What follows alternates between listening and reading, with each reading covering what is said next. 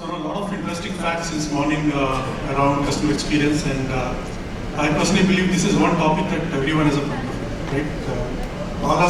This is something that you talk to anybody, it can differ, right? In terms of customer experience, what is good for me may not be good for someone else.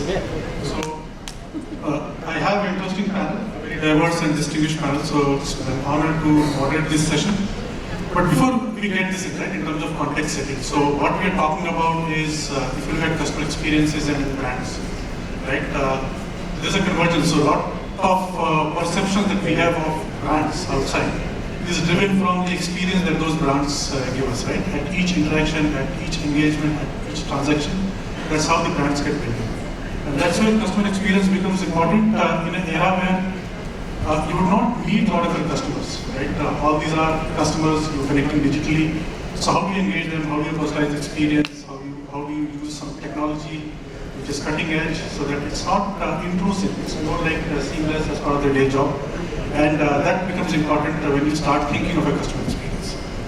The other thing is, if you look at it from a customer experience point of view, a lot of organizations that we kind of relate with customer experience or differentiated customer experience, they're really obsessed with providing a unique customer experience, right? And those are the organizations, if you look at the data for the last 10 years, they have kind of delivered maybe double the shareholder value compared to organizations which are not focused on customer experience as such. So that's why it becomes an important tool for brands to go to the market and differentiate themselves from the market, right? So with that, what we'll do is maybe, if you look at the stage, when I say diverse, different industries, different domains, and CX will, as I said, right, CX is very personal. It can differ by person, it can differ by industry. So I'll just start maybe going around the table, and maybe a question to all of you. What does CX mean for your business, right? In terms of what is CX for you? What do you think as the future outlook for your particular industry from where you're sitting? So maybe a quick 30-second, 60-second soundbite from each of you. Thanks, Mayank. Obviously, we had a panel discussion previous to this also, and since morning we are having CX section over here. For BFSI sector, I would say, we try to keep things simple, make the journey enjoyable, second, and third is meeting the needs of the customer. So, for us, it's always that, when the customer is coming through a journey, it should be like, ultimately meeting his needs. For example, if somebody is coming to place an order, he should be able to understand what is, the different segments in the market, maybe cash, F&O, and can place the orders. So I would say a value proposition that you provide to your customer in today's world is the key, and that will make a difference to all of us. So over to you, Zeenat. Well said, Kumud, and I kind of reciprocate the thoughts, Kumud, and to the rest of my panel members.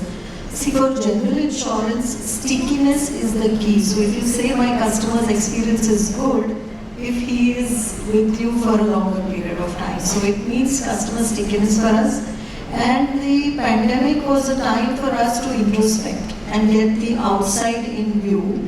And what we did is we picked up the health retail segment and we mapped the customer experience interventions across the life cycle, and we worked backwards to fill up the gaps, and that really helped us, and our health retail segment is picking up well.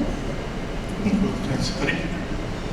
Thanks, Kumud, Zeenat, and Mayank. So again, I'm also from general insurance, and customer experience is something that he will anyways experience, whether you provide for it or not. So it's to your growth or to your detriment, that whether you have thought through this or not. I'm from Future Generali, and Generali is endeavoring to be a lifetime partner to all its customers.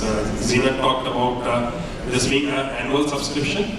So you are only there if you have made things click throughout the year for the customer. And in that, basically we are focusing on 3 pillars. One is that whenever he is needing to transact business with us, we make it really effortless and caring.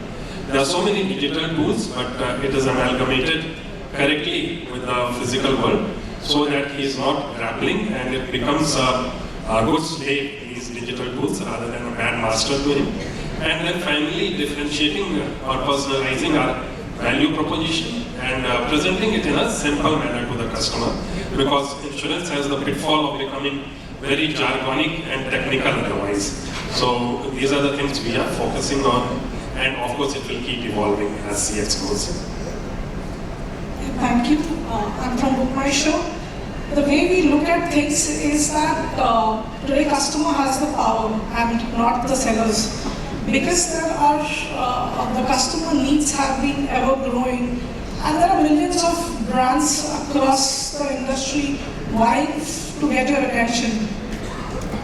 Customers have become very choosy, and they kind of set back the brands who do not care for them, who do not keep the customer expectations into the center of everything that they do. So what is really important, if you are able to give a good customer service or a good customer experience, they will start feeling valued, and that is where the difference lies. That's where they feel engaged, and they are eager to spend with their brand.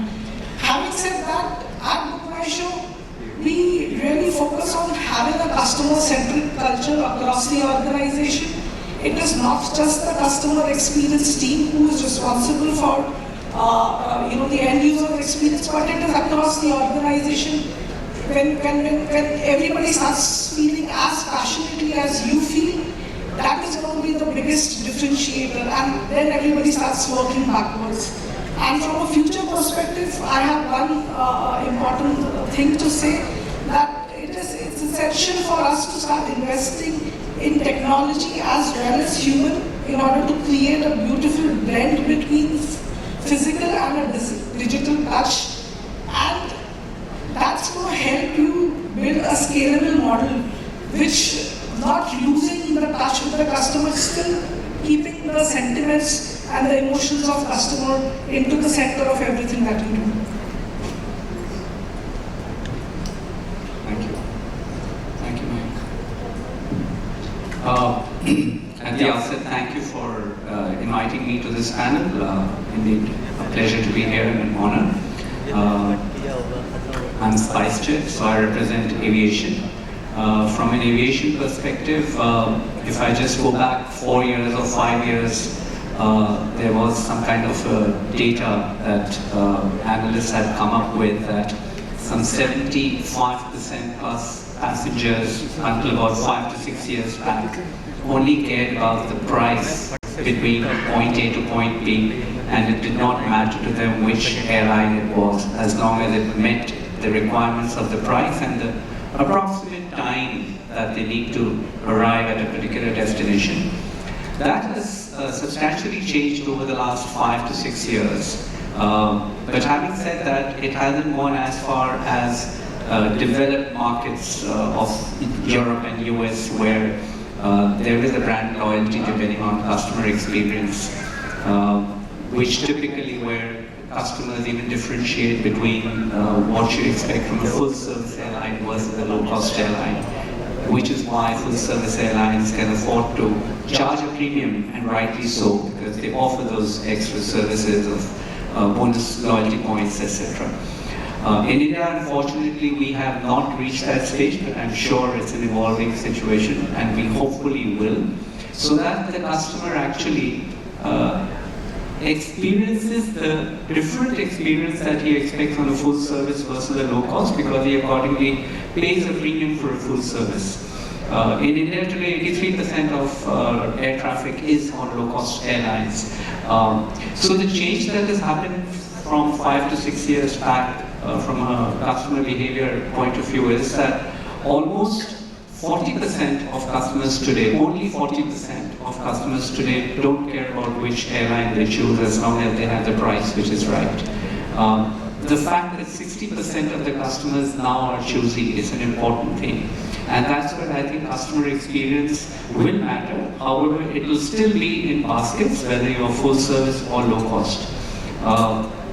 Just to give one example of where we scored very big from a SpiceJet perspective was that we introduced what is called Spice Cream, which is the in-flight entertainment system. We were the first ones in the country to introduce that pre-COVID, where you bring your own device and there's an intranet and with a huge array. Many other airlines are now doing it. They followed us. That's something that we found was an excellent stickiness point for customers, because you bring your own device and you have right from cartoons to senior citizens to whatever else Bollywood you want to watch, which actually helped us, and the data that we collected from there has shown some phenomenal results on the customer experience stickiness point of view, especially in the low-cost airline segment. Thank you. Thanks, sir. Since I'm at the end of the communication supply chain, my answer is slightly different. Pardon me. Mayank, I'll be answering this more as a practitioner in design than from the organization standpoint. So from a design profession perspective, when we understand CX, we have two angles. One is the immediate context and one is the larger context. And to understand CX, I'm just quickly shifting for 30 seconds to a larger context. So presumably our entire era is divided into 4 states. We all know that the golden age, your silver age, then followed by copper and iron. So to understand what's happening now, I'm just shifting to a golden age. In that age, presumably, we are closest to the magnetic field of virtues. When I say virtues, these are all the good that you do, the good deeds, the good vibrations that you do. Now, in that extreme magnetic force of divinity, whatever you do, effectively, whether you're part of a group or an institution, your output is absolutely pristine, which becomes someone else's input. So effectively, the entire CX cycle is very well taken care of because there are no defects in the system. Right? Now, cut to a different situation where if this is again contextual to your belief patterns. We are, let's say, in an iron age. Now we are far away from the very concept of divinity in terms of, and hence the vices have also stepped in terms of cunningness, in terms of hiding the values, in terms of hiding things that we should not be, talking to other people, which are bad about my brand and it's spicy, right? Now, when people are in that context, they are full of these vices, and then anybody who interact with our products and services effectively are coming with these baggages, which are tension, stress and everything. What I think we have forgotten to do is, we normally take our services at a face value, and if we start understanding customer that who's walking into my store or whom I'm interacting with, it's actually a single parent or is a stressed out person, which about 90% of us are in the current context, then the game of CX changes. I think as a civilization, particularly within the context of 2020, we have to woke up to the fact that every second person that you meet is a disturbed one. And if you see from that lens, build up deep empathy, right from a truck driver who's supplying to your store to the customer from Bandra who's purchasing, I guess the game will be very different. Great. So some interesting insights, right, in terms of right from analytics to customer engagement to empathy. We also went to civilizations in terms of how it has gone through. So let me, Vijay, come back to you, right? Because you kind of touched upon a very abstract topic. And you spoke about customer experience management, right? So if I take it to the next level, there's a lot of people are saying there's a convergence of customer experience and reputation management, which is called reputation experience management, right? So from your perspective, how do you see that evolving as the CX goes? Fairly interesting one, and now I'm the first in the supply chain. I'm so glad I was not expecting that. So, from the aspect of reputation management, one has to see the reputation is the last leak of the after effect of an experience being absorbed and internalized. In that order, I think over the last, again, there's a slightly different and a cheeky answer to that. Over the last 300 years, we got used to communicating to our customers regarding a side of us, which we think they will purchase. That's why we call this unique selling proposition. We never call it unique humanitarian proposition incidentally, right? And we started hiding the other things. Let's case in point something like the entire industry who works on the sugar products. We have this entire batch of new, generation which we call as the juvenile diabetic patients. The kids effectively were coming up. So when these services and products who are all across us, they started accepting the part of them which is genuinely good to something, and they started accepting and communicating to the other person, hey, while you are doing that, the other part may damage some part of it. that is when again the next leave of reputation will happen. The reputation is damaged fundamentally to the reason because there is a part of us which the customer thought doesn't exist, it suddenly surfaces and it just floats onto the social media. So it's better to pre-inform. It's almost like you're walking into a burger store and they know that this is the 4th burger a week. They just put on hold, say, sir, you have had enough for your quota. Can you actually shift it to next month? There's a little bit damage you have. Because they have started recognizing it contains some good transfers. So it's like doing some social good for people who are interacting with you as well, right? Not just seeing them as just customers, but be responsible to their health as well. Yeah, and there's a just last part to it that's called as ethical product development and ethical marketing. So we just communicate that part of you which is genuine to anybody and accept the other part which is not so genuine to everybody. So as you said, let's reverse the supply chain maybe in that case so that nobody feels left out. So Kamal, you spoke a lot about data and analytics in terms of how you gather data as part of SpiceJet or as an industry, right? So the question to you is, how are you leveraging the data and analytics insights that you have gathered through all these interactions to gain either a competitive advantage or differentiate the customer experience totally so that people can come back to you or stay loyal to you, and then you can decide if it's like you don't want to indulge too much details about SpiceJet, maybe you can take a generic view, but it will be good to understand how the industry is looking at data analytics.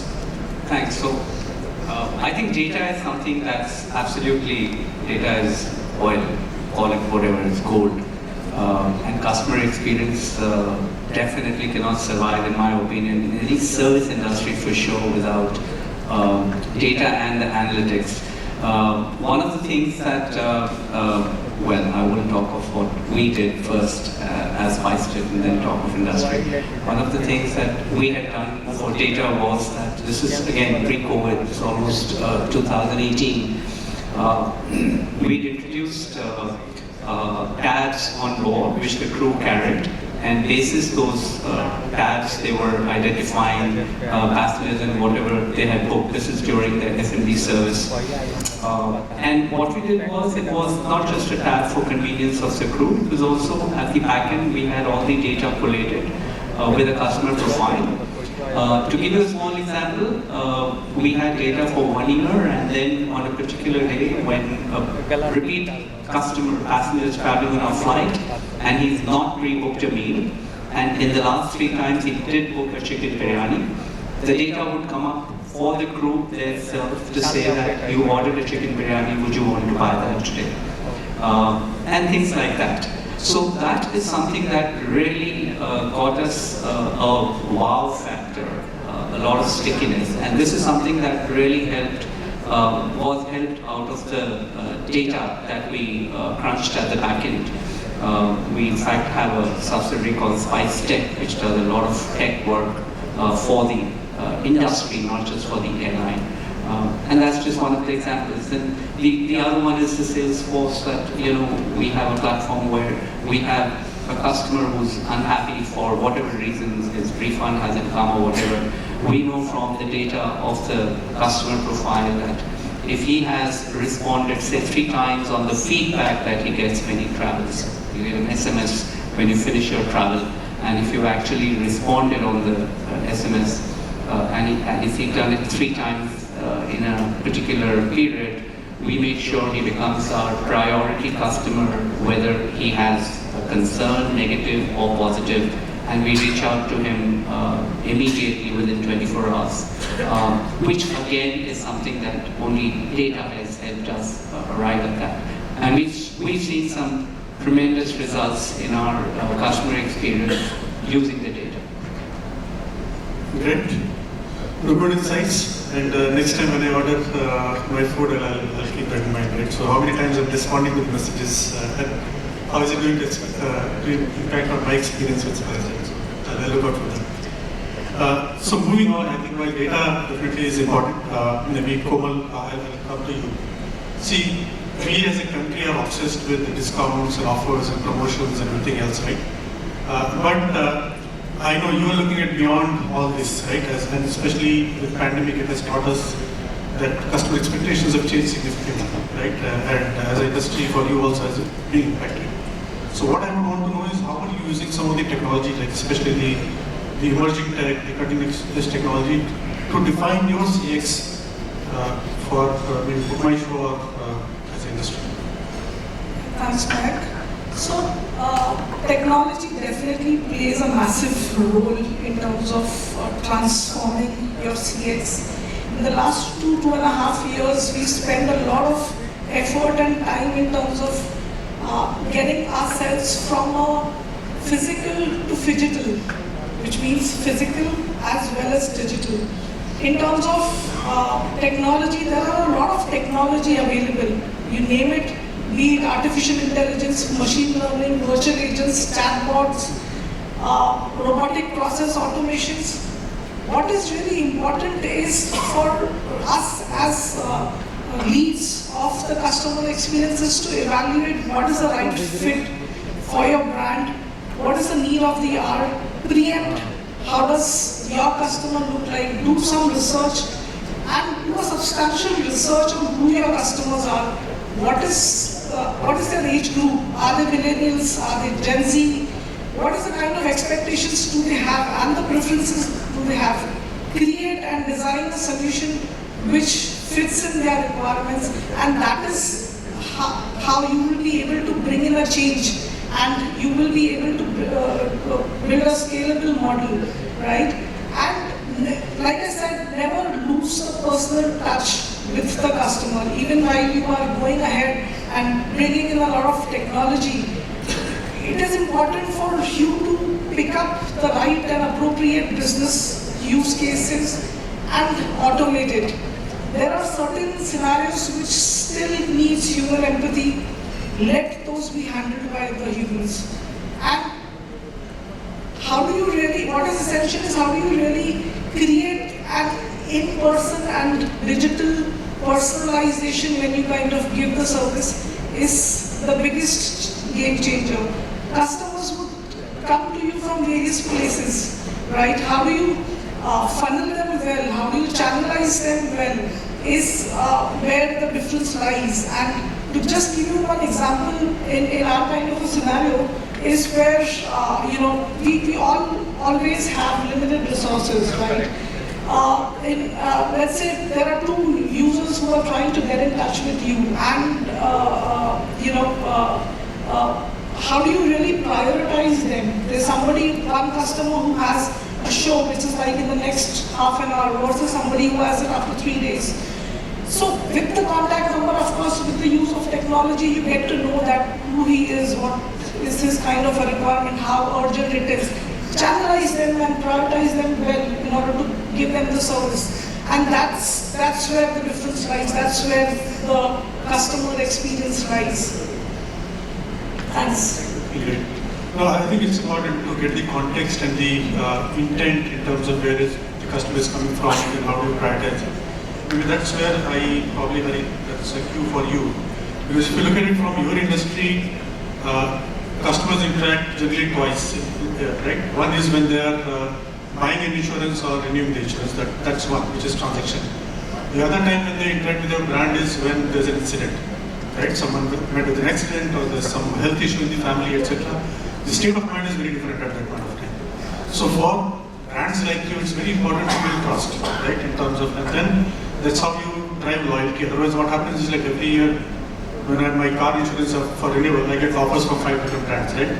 And it's at times it becomes like you go for the cheapest or you go by the trust or the brand that the insurer has built on you. So how important is trust and loyalty for a brand? And then how are you looking at how important is it from a customer experience that you offer?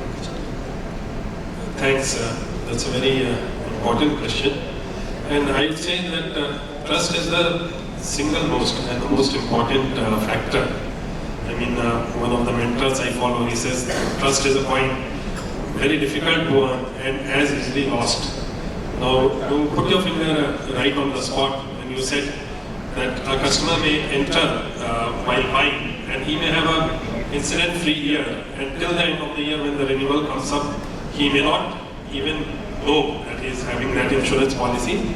Oftentimes there are customers who go remembering that they bought the insurance from a car dealer or from an agent or from a policy bazaar or an aggregator and not even remembering the brand that they bought because they do not have an interaction. So it's very easy to have a revolving door scenario that one is entering and before experiencing they are exiting out of the same revolving door and poof, there is the customer gone. How can you build trust in this challenging scenario where we are having commoditization of product, almost 35 insurers buying for their product and every year some 2 to 3 insurers entering the market and where there is a competition on price. So here is where we are trying to differentiate because that game is not a long win game where you just enter and compete on the prices. There has to be some end to that. So you have to imagine and reimagine the entire cycle and how you build the loyalty there. First of all, you need to have a correct loyalty measure. So you have to have some mechanism which tells you throughout the cycle what's happening in the customer's life and how is he experiencing at that point. So today there are easy tools and we utilize also that. We do a transaction time net promoter system measurement and net promoter score measurement, how it's happening. And it's not about the score, but how we really felt about that time. And we try to remedy if there is a detractor experience, then and there, a quick close loop. And also identifying the pain points or themes which are re-emerging and doing a long-term structural close loop. So across the cycle when you're going to buy, one of the most important things that we learn from the themes and what we are doing is simplification of the language so that the customer in as much simple language can understand what he is getting or covered in his insurance and what not. And of course, there's the long terms and conditions, but how we can simplify most of it in a high school language.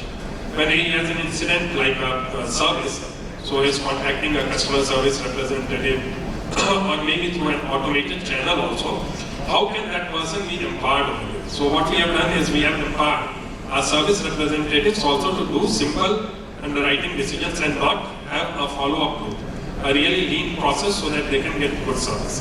And then there of course is the moment of truth when you have the customer in the mind frame that you talked about claiming while he's at the bedside of the hospital or his beloved possession, the car is in a wreck or has been damaged. You do not enjoy even a scratch to the car. Now here what we have done is of course we are advocating the claim fairly, but there are times when within the terms and conditions it's not followed. How often the claim examiner is in touch with the customer and how is prepping up the customer, what expectations is setting. So we have set up a 4-time calling in the entire motor claim cycle and the customer knows what is happening exactly and what is going to happen next. And we see that they are very fair claim examiners and technically very sound, but how empathetic they can be. On that, we designed a module called Claim Guru to make them the experts of empathy over there. So that this is the one point where we talked about trust, the litmus test. The customer will remember that at that moment of truth, these people really stood by us. And that's what we pride in the organization. And actually our claim assessors do vie to get the pride of place as customer champions rather than being people with the best loss ratios, and that's making a difference, and that makes our unique proposition rather than the loss ratio. And finally, if all this has gone right, and when the moment of renewal comes, if you can remind these experiences, and you can remind that what he's really covered for, it's very important because for the year he went through with the policy, and he may or may not have had an experience, and make it easy for him to renew through digital modes, and with adequate reminder and just at the right time of purchasing. Then I think you have closed the entire loop of the insurance life cycle and you have a customer who will continue into the next year, and if he has few such good years, then he will continue in the long term and he will bring along other family and friends through word of mouth while sticking. It's a difficult ball game, but it can be done when you do it sincerely and you engage all your employees and all your partners and you make them feel a part of it, making them realize what are the really things that count in customer experience. So that's some of the things we are trying. No, great. I think few things that I took away is transparency, customer champion. I like that. I'll use that somewhere for sure. And the other thing is empowering people to take decisions in the time of distress. Right? I think that's pretty important as well, especially in the business that you are in. Now, maybe same domain, Zeenat, you're also from the same business. Maybe if we can extend it, right? So insurance, as Hari said, it's also a field which is pretty innovative, right? While it's a regulated industry, but if you see globally now in India, there's a lot of innovation coming in, new business models evolving, people are incentivizing for good behavior or good health and other things, right? But at the same time, a lot of this will also require you to leverage a lot of new technologies and how. So my question is, how are you leveraging technology for you to compete with some of the insurtechs and some of the newer players who are coming in? That's one. Second is, there's also nuances in terms of India's specific customer expectations and behavior, right? Because insurance in India is still looked at very differently. It's still a cost-based avoided rather than look at something else, right? So how are you addressing some of the local or India customer-centric requirements? Well, thanks, Mayank, and very important and key topic. Yes, technology leveraging is the truth of the day and the moment of truth that we all have to face, which is post the pandemic. But I'll address your latter part first. That's a very hard fact that you touched upon, that the technology that we see is all Western. What is Indian specific to it and how we bring the Indian touch? So at Lombard, the philosophy is we want to lead the change. We don't want to follow, and that's what the trend has been. And I'd like to bring to forefront our customer communication mascot Riya, which we launched this year. She's the Indian human avatar chatbot, which Lombard has, and mostly I can say it's the first Indian GI company. And we brought her, and her mantra is she's responsive, intelligent virtual assistant.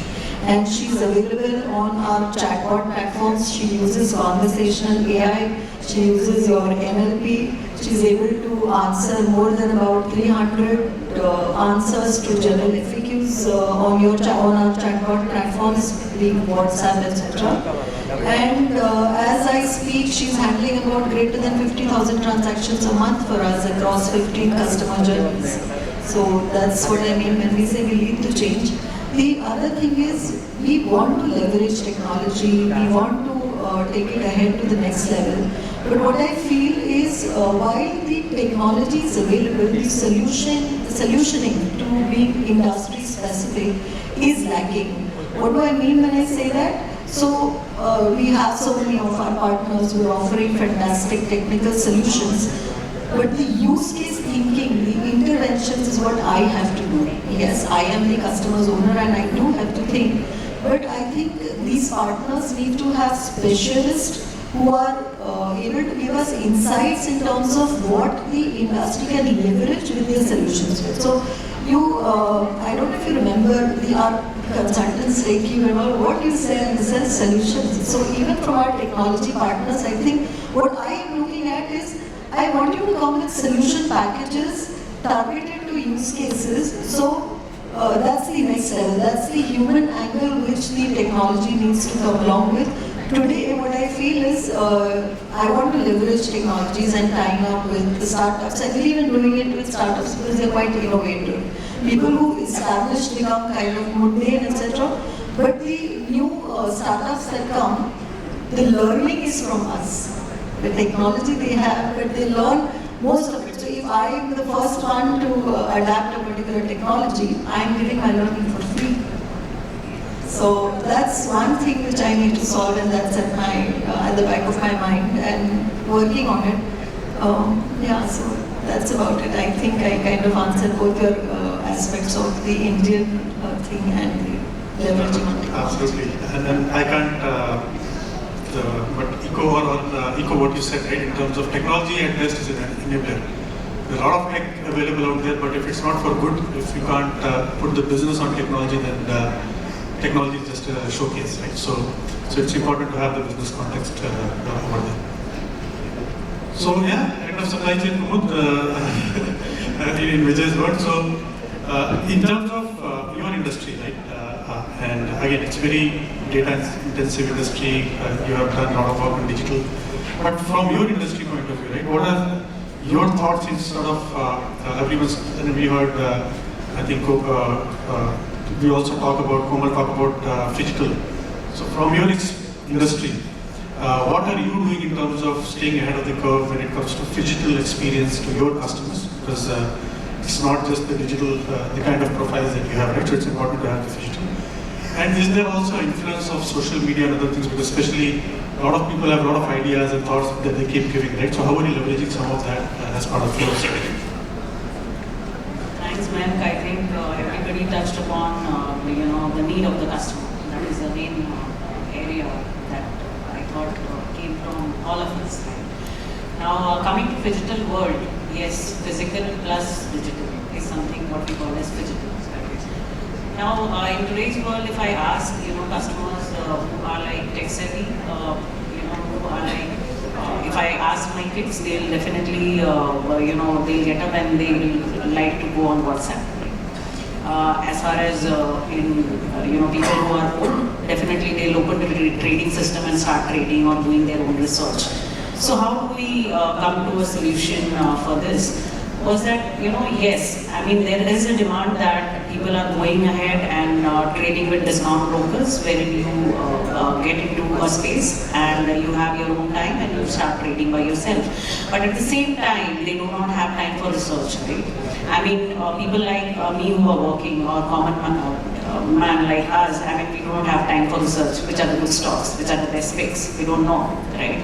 So, it's good to have a platform, but at the same time, since we are a full-fledged broker, we have seen to it that there is a 360-degree research app which is available to our customers, wherein millennials can use that as a backup and trade, right? So this is kind of online option, plus your advisors on the other side. Like, you can always call up and trade as well. So here what we do with the advisors is we provide support tools. Because today, your advisors also cannot, advise the customer, because customers are being so informed that they know things better than us. So it's very important that, we leverage our data and we provide that support tools to make informed decisions to our advisors or support staff also. So employee experience is also on a high ride along with customer experience. They go hand in hand. So it's not only, you can say, an experience of online, plus you have to take care of the experience of the offline staff as well, your employee. As we were talking about chatbots as well, with Zeenat said, right? So chatbot, what happens? They'll give you FAQs. If we are thinking of a more use case study, they'll we'll line up with our legacy systems, connected with our APIs and get end-to-end solutions. But at the same time, what happens if the customer is stuck somewhere? Provide him with an option to go to agent as well, so that your solution is not only technologically fit for the customer, but at the same time, when he wants to really communicate with you, share his feelings, we are there available for him. So this is how we are available on WhatsApp as well, right? So onboarding journey. I mean, pandemic, I would say it's a mother of invention. What we could not thought of in 10 years, regulators are thinking in just, span of 2 years. POA is going away, where, you had to physically sign a paper and give it to your broker. DDPI coming in, you just can do real-time, online account opening, along with, a OTP mechanism of real-time pledging of shares and executing your trades. So this is how I would say digital transformation came from, pandemic more of. But at the same time, what we are also thinking that it needs to be plugged up with a hybrid kind of a model, right? That is, human intervention is also very, very important when the customer needs you. So be where your customer is, understand the need, and then provide some solution that can have a right fitment of technology plus your human feelings. Thank you, ma'am. Thank you, and you said very rightly so. In Deloitte, what we call is the age of with, which is humans working with machines and other technologies together to solve a problem. It can't be all bots or all humans, right? So it has to be the right combination. I know we are on time, in fact over time. So as you saw, while we had a diverse panel from business, but they're also very diverse from the thought process point of view, right? We touched upon from ethical customer experience to leveraging the power of data analytics to personalizing it in the context of maybe a geography from India perspective, or whatever region that may be, or giving the right hybrid approach, right, in terms of physical and digital combined. So, if I just summarize the discussion, right, the way I see CX, it's not one of these. It's all of these in the right proportions combined is when you can offer the right customer experience for your clients. It's like getting the right recipe of your favorite dish. If one ingredient goes here and there, then if you're like too much into empathy and ethics, then the business will suffer, right? Or if you're too much into business, then the customers will run away. So you have to have the right ingredients, and all of this would be important in terms of driving the customer experience for the future. So with that, thank you, and thanks all of you for being a great panel. Enjoyed the discussion. Thank you, Mayank.